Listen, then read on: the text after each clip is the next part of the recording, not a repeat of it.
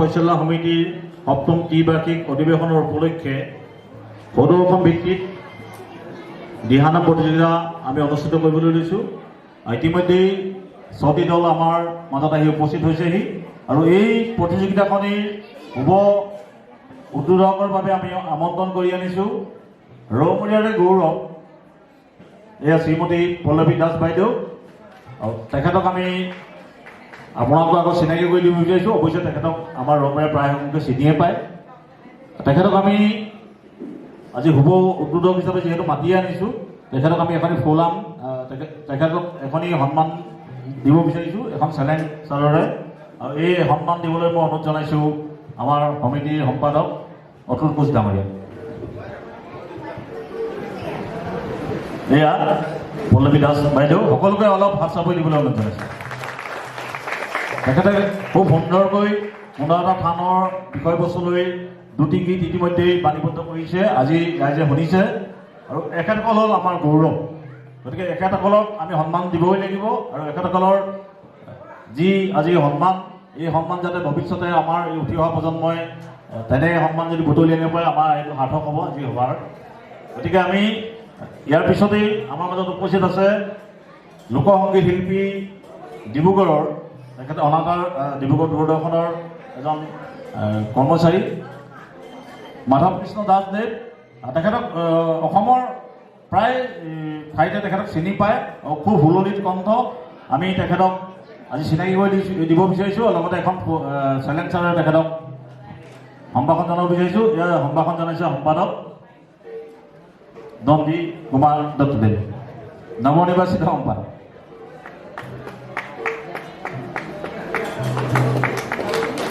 ৰাইজৰ জোৰটো অলপ কম হৈছে, অলপ অলপ সহায় দিব। কৃষ্ণ আজি কুন্দাটা থানৰ ত্ৰিবাৰ্ষিক অধিৱেশনত এই অভাগিনীক দিহানামৰ উদ্যোক্তা হিচাপে উদ্বোধন কৰিবৰ বাবে নিমন্ত্ৰণ কৰিছে। মই মোৰ গুৰুজনা কাষতে ৰৈ আছে, মই তেখেতৰ কৃপাতে আজি এই মঞ্চখন পাইছোঁ। ডিব্ৰুগড় লোকসংগীত ৰত্ন মাধৱ কৃষ্ণ দাস, মোৰ গুৰুক মই এটি সেৱা জনাইছোঁ, চৰণত সেৱা জনাইছোঁ। আৰু উপস্থিত সমূহ ৰাইজৰ সহযোগত আজি মই এই মঞ্চখন পাইছোঁ। সকলোলৈ মোৰ আন্তৰিক অভিনন্দন জ্ঞাপন কৰিছোঁ। সমিতিৰ বিষয়ববীয়াই এনেকুৱা এটা গধুৰ দায়িত্ব দিয়াৰ বাবে তেওঁলোকলৈ মই আন্তৰিক অভিনন্দন জ্ঞাপন কৰিছোঁ। নাজানো মই দিহানামৰ উদ্বোধনী কৰাৰ উপযুক্ত হয় নহয়, কিন্তু মোৰ আজি মই সঁচাকৈ মোৰ বেয়া লাগিছে। মোৰ গুৰু কাষত ৰৈ আছে, মই উদ্বোধন কৰিম আৰু মোৰ গুৰুজনা বিচাৰক হিচাপে আহিছে। মই ভবাই নাছিলোঁ, তথাপিও সময়ৰ কিছু ব্যস্ততাৰ বাবে সেইখিনি হয়তো ভালদৰে ধৰণে আমাৰ সমিতিৰ বিষয়ববীয়াই আলোচনা কৰিবলৈ নাপালেই, সেয়ে মই তেওঁলোকতো দোষাৰোপ কৰা নাই। আৰু মই ইয়াকে এইটো কাৰণে মোৰ বেয়া লাগিছে আৰু ভালো লাগিছে। একেখন মঞ্চত মই গুৰুজনাৰ সৈতে আজি মই থিয় হ'বলৈ পাইছোঁ। বিভিন্ন ঠাইত মই গীত প্ৰদৰ্শন কৰিছোঁ মোৰ গুৰুজনাৰ লগত। ইউটিউব চেনেলতো বহুত গীত এৰিছোঁ গুৰুজনাৰ সৈতে। কিন্তু আজি আজি যিটো বিষয় আৰম্ভ হৈ গ'ল, সেই বিষয়টো অকণমান মই দুখী হৈ আছোঁ। বাৰু যি কি নহওক, মই গুৰুজনালৈ সেৱা জনাইছোঁ। মঞ্চৰ সকলোলৈ মই মোৰ আন্তৰিক অভিনন্দন জ্ঞাপন কৰিছোঁ। জ্যেষ্ঠ ব্যক্তিসকললৈ মই সেৱা ধৰিছোঁ। বহু গণ্যমান্য ব্যক্তিসকল ইয়াতে উপস্থিত হৈ আছে। আজি ৰাতিপুৱাৰ পৰা তেওঁলোকে সমিতিৰ সভাখনিত যথেষ্ট সময় দি আজি ৰাতিপুৱাৰ পৰা ব্যস্ত হৈ আছে আৰু তেওঁলোকলৈও মই সেৱা ধৰিছোঁ। আৰু আজি এই অনুষ্ঠানটিত মই এটি ঘোষাৰে মই উদ্বোধন কৰিম বুলি লৈছোঁ। বিশেষভাৱে কথা কোৱাৰ বা শুনাৰ ধৈৰ্যও আমাৰ হেৰাই গৈছে বুলি ক'বলৈ লাগিব। দূৰ দূৰণিৰ পৰা আহিছে প্ৰতিযোগীসকল, তেওঁলোকেও বহু আশাৰে ইয়াতে পৰিৱেশন কৰিম বুলি ৰৈ আছে। কেইবাটিও দল হৈছে, মই অৱশ্যে 6টা নে 7টা দল হৈছে। সেই দলসমূহেও আগ্ৰহেৰে ৰৈ আছে তেওঁলোকৰ দিহানাম পৰিৱেশন কৰিবৰ বাবে। সময় ব্যৰ্থ নকৰোঁ, মই কম সময়ৰ ভিতৰতে এটি ঘোষা গাই আৰু দুই এটা কথা কৈ মই মোৰ বক্তব্য সামৰিম। অলপ বহি লৈছোঁ। মই নামঘোষাৰ 1 নম্বৰ ঘোষাটি মই আপোনালোকৰ আগত গাব বিচাৰিছোঁ। সেইটো সকলোৱে জানে, সকলোৰে মুখত সদায় গুণগুণাই থাকে। কৃষ্ণ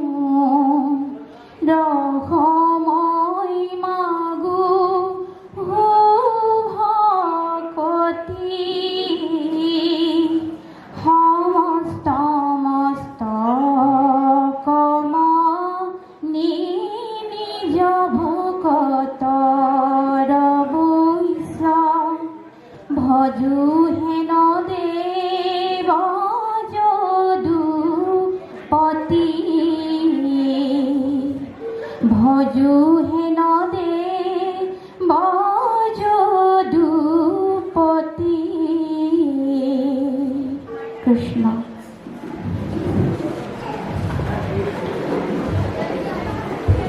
এই ঘোষাফাকি চন্দৰে গুৰুজনাই লিখি যুগমীয়াকৈ থৈ গ'ল। তেওঁলৈ মই শতকোটি প্ৰণাম জনাইছোঁ। ইমান সুন্দৰভাৱে, ইমান ধুনীয়াকৈ, কেনেকৈ তেওঁ ইমান অভিজ্ঞতা হ'ল যে ক'তো খুটি নাতি নথকাকৈ এটি ছবিচন্দ ঘোষা তেওঁ আমাৰ মাজলৈ থৈ গ'ল। তেওঁক মই এই আসনৰ পৰাই, মই এই মঞ্চৰ পৰাই মই সেৱা জনাইছোঁ।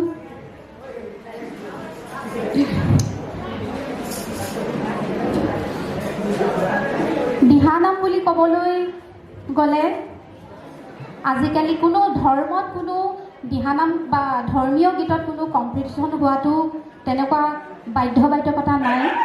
কম্পিটিশ্যন হ'ব লাগে বুলিও নাভাবোঁ। কিন্তু অনুষ্ঠানসমূহ জীয়াই ৰাখিবৰ বাবে বা আমাৰ সমাজত প্ৰতিজনকে উৎসাহিত কৰিবৰ বাবে বা প্ৰেৰণা তেওঁলোকে ল'বৰ বাবে আমি এই অনুষ্ঠানবিলাক বা আমাৰ সমিতিৰ বিষয়ববীয়াবিলাকে আয়োজিত কৰি আজি অনুষ্ঠানসমূহ জীয়াই ৰাখিছে বুলি ক'বলৈ লাগিব। মোৰ কাষতে জ্যেষ্ঠ ব্যক্তি দুগৰাকী বহি আছে। তেওঁলোকে যথেষ্ট অভিজ্ঞ দিহানামৰ বা অন্যান্য আমাৰ ভক্তি গীতসমূহত। তেওঁলোকো আপোনালোকৰ সন্মুখত দুই এটা বক্তব্য দাঙি ৰাখিব, আপোনালোকক জনাব। আৰু কম্পিটিশ্যনটো দিয়ে গুচি যোৱাটোৱে মূল লক্ষ্য বুলি মই নাভাবোঁ। ইয়াৰ ভিতৰত বহুতখিনি জানিবলগীয়া কথা থাকে। সেয়েহে তেওঁলোকেও আপোনালোকৰ আগত অৱগত কৰিব। মোৰ অনুষ্ঠানটো মই বেছি দীঘলীয়া নকৰোঁ, মই অকণমান সময়ে কৈছোঁ। মহাপুৰুষ শ্ৰীমন্ত শংকৰদেৱে দ্বিতীয়বাৰ তীৰ্থযাত্ৰা কৰিবলৈ যাওঁতে পশ্চিমবংগৰ চৈতন্যপন্থী এঘৰৰ মানুহৰ ঘৰত থাকিবলগীয়া হৈছিল। সেই মানুহঘৰৰ সেইদিনা 16যুক্ত মহামন্ত্ৰ আয়োজন কৰিছিল আৰু তেওঁলোকে সেই মহামন্ত্ৰ তপ জপ কৰি আৰু শিষ্যসকলেও মহাপুৰুষ শ্ৰীমন্ত শংকৰ গুৰুজনাক অনুৰোধ জনাইছিল কীৰ্তন লিখিবৰ বাবে। সেয়েহে আজি সৃষ্টি হৈছে দিহানাম। দিহানাম বীৰ কীৰ্তনৰ উপাংগ কীৰ্তনৰ পৰা লোৱা হৈছে। সেয়েহে বিশেষকৈ উপাংগ কীৰ্তনত ইমান নিয়ম নীতি, ধৰাবন্ধা নিয়ম নীতি নাই বুলিয়েই মই বহুকেইখন কিতাপত পঢ়ি পাইছোঁ। সেই তাকে আপোনালোকৰ আগত অৱগত কৰিব বিচাৰিছোঁ। নীতি নিয়ম নাই যদিও এটা অনুষ্ঠান চলাই যাবৰ বাবে সমিতিসমূহে এনেকুৱা নীতি নিয়ম বান্ধি দিয়ে। মই ভাবোঁ দিহানামত কোনো তেনেকুৱা বাধ্যবাধকতা থাকিব নালাগে। হৰি ভক্তি যেনেকৈ ধৰণে যি ধৰণে ল'ব পাৰে মই সেইটো বুলি ভাবোঁ। কিন্তু আজিৰ যুগত তেনেকৈ চলাই গ'লে নহ'ব আৰু এটা সেয়েহে এই নীতি নিয়মবোৰ বান্ধি দিয়া হৈছে বুলি মই ভাবোঁ।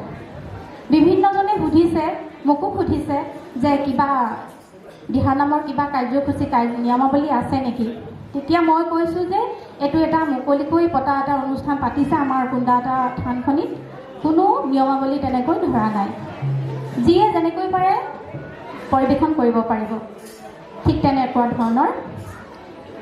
সেয়েহে দিহানামসমূহ আমি এটা চৰিত্ৰৰ ওপৰত আমি গীতসমূহ গোৱা প্ৰায়বিলাক দলক দেখি পাইছোঁ, মই নিজেও পৰিৱেশন কৰিছোঁ। এটা কাহিনী যাতে আৰম্ভণিৰ পৰা শেষলৈকে ওলাব লাগে সেইটোৱে মই ভাবি পাওঁ। যিকোনো এটা কাহিনী ভগৱানৰ যিকোনো এটা চৰিত্ৰক লৈ যিকোনো এটা প্ৰথমৰ পৰা আৰম্ভণিৰ পৰা শেষলৈকে কাহিনীটো যাতে ওলাই পৰিব লাগে, তেনেকুৱা ভিত্তিত কৰি দিহানামসমূহ গালে ভাল হয় বুলি মই ভাবোঁ। সেয়েহে আজি বিভিন্ন প্ৰতিযোগীয়ে ইয়াতে পৰিৱেশন কৰিব। তেওঁলোকে কোন আখ্যানৰ পৰা গাব, কেনেকৈ গাব সেইখিনি আমি চাবলৈ পাম। আৰু তেওঁলোকক আমাৰ বিচাৰক মহোদয়ে যাতে কিবা যদি ভুল ত্ৰুটি থাকি গৈছে বা ৰৈ গৈছে সেইখিনিও শুধৰাই দিবলৈ মোৰ ফালৰ পৰা মই দুয়োজন বিচাৰককে মই অনুৰোধ জনাইছোঁ এই উদ্বোধনী অনুষ্ঠানৰ পৰাই। যিহেতু দিহানাম হৈ গ'ল আমাৰ সমাজৰ আটাইতকৈ জনপ্ৰিয় ধৰ্মীয় গীত। দিহানাম বুলি ক'লে কোনো ব্যক্তিয়ে বেয়া পাওঁ বুলি কোৱা আজি পৰ্যন্ত মই শুনা নাই। আৰু দিহানাম এটা চাবৰ বাবে যিমানখিনি মানুহে আগ্ৰহ প্ৰকাশ কৰে আৰু ঠিক তেনেধৰণে আধুনিক গীত এটা বা অন্য গীত এটা তেনেকুৱা ধৰণৰ আগ্ৰহ প্ৰকাশ খুব কম দেখিছোঁ মই আজিলৈকে। আৰু কিয়নো ভাল পায়, খুব সহজ সৰলভাৱে লিখা এটি গীত য'ত বহুত কঠিন শব্দ নাথাকে, সহজ মনৰ সহজ ব্যক্তিসকলে বুজিব পৰাকৈ গাঁৱলীয়া জীৱন যাপন কৰা ব্যক্তিসকলে সুন্দৰভাৱে বুজি পোৱা, বিষয়টোৰ ওপৰত সোমাই যোৱা তেনেকুৱা এটা গীত শুনিবলৈ সকলোৱে আগ্ৰহেৰে বাট চাই থাকে। সেয়েহে বৰ কঠিনকৈ দিহানামসমূহ গাব নালাগে। দুই এটা মানে কি হয়, মই এইটো ক'ব বিচাৰিছোঁ দিহানামসমূহ সহজ সৰল হ'ব লাগে আৰু সৰল ভাষাৰে গাব লাগে। মই সেইবুলিয়ে আজি পাইছোঁ, বহুকেইখন কিতাপতো পাইছোঁ আৰু হয়ো মই নিজেও উপলব্ধি কৰিছোঁ। তেনেকৈ গালে ব্যক্তিসকলে খুব সোনকালে আদৰি লোৱা দেখি পাইছোঁ।